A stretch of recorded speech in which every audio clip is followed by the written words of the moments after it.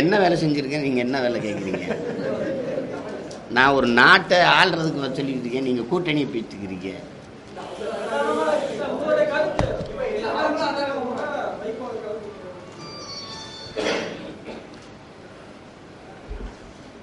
இது எப்படி நான் பார்க்குறேன்னா, இந்த மக்கள் நல கூட்டணியோட சேரணும்னு முடிவெடுத்துட்ட திரு விஜயகாந்த் அவர்கள், இந்த 4 மதிப்புமிக்க தலைவர்களும் அவர் வீட்டில் போய் ஏற்கனவே அவர் அலுவலகத்தில் சந்திக்கும் போதே இதை முடிவெடுத்திருக்கலாமே.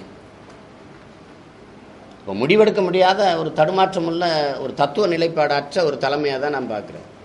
ஒரு தலைவன் மண்ணை ஆளக்கூடியவன்னா உடனடியாக ஒரு போர்க்கால நடவடிக்கைன்னு இருக்குது. திடீர்னு வெள்ளம் வருது, ஒரு பேராபத்து வருது, ஒரு சாதி கலவரம் வருது, ஒரு சண்டை வருது, அதுக்கு என்ன முடிவெடுக்கிறதுன்னு தெரியாத ஒரு தலைமையை எப்படி நீங்கள் தலைவராக பார்ப்பீங்க? கடற்கரை சாலையில் பேருந்து நடத்துனருக்கும் மாணவர்களுக்கும் பிரச்சனை. மாணவரை அந்த பேருந்து நடத்துனர் அடிச்சிடுறாரு.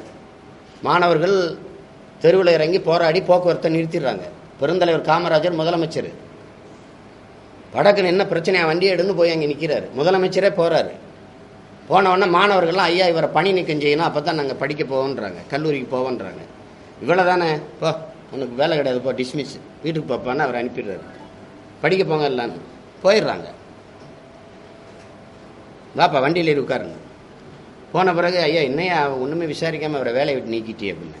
ஏய் அவன் சொன்னால் தானே படிக்க போவான். அவன் படிக்கிறத விட்டு தெருவில் இறங்கி போராடுறதுக்கு இது பண்ணுறான்.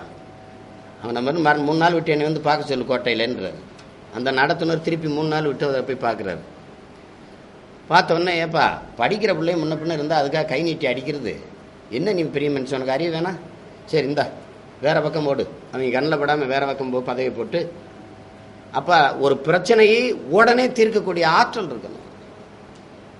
அது இல்லைன்னா அதுக்கு இவ்வளோ காலம் மக்கள் நல கூட்டணியோட போய் சேர்றதுக்கு எதுக்கு இந்த இழுத்துற அல்ற அளவுக்கு இழுக்கிறது? நீங்கள் மகளிர் மாநாட்டில் என்ன சொன்னீங்க? தனிச்சு தான் போட்டி, நான் தெளிவாக சொல்லிக் கொள்ளுகிறேன் மக்களே அப்படின்ட்டு. இப்போ எதுக்கு எல்லாரும் புலிக்கு பயப்படுறவங்களாம் நான் கீழே படுத்துக்கிறேன், எல்லாரும் என் மேலே ஏறி படுன்ற மாதிரி இருக்குது. அது ஒரு கூட்டணி, மக்கள் நல கூட்டணி ஒரு அறிக்கை வெளியிட்டு இருந்துச்சு. இப்போ எதை முன்னிறுத்தி தேர்தலை சந்திப்பாங்கன்னு தெரியலையே. அதனால் அதை நான் ஒரு பொருட்டா நினைக்கல. நான் மொத்தமாக மாற்றுன்னு நினைக்கிறேன். மற்றவங்க மாதிரி வந்தால் மதுக்கடையை மூடுவோம், வந்தால் அதை செய்வோன்னு நான் சொல்ல. நான் வாரேன், செய்கிறேன். நாங்கள் மக்களின் குறை கேட்க வந்தவர்கள் இல்லை, தீர்க்க வந்தவர்கள், மக்கள்கிட்டே இருந்து வந்தவர்கள்.